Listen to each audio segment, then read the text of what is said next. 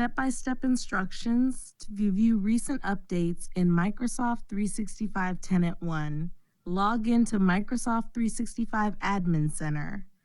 Open your web browser and go to the Microsoft 365 Admin Center. Enter your admin credentials to log in. 2. Navigate to the Health section. Once logged in, look at the left sidebar. Click on Health. 3. Select Service Health.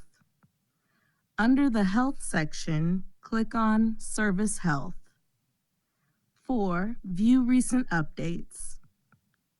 In the Service Health dashboard, click on View Service Requests. A list of recent updates and changes to features in your tenant will be displayed. 5. Review the list. Scroll through the list to review any recent updates or changes. By following these steps, you can easily check for recent updates and changes in your Microsoft 365 tenant.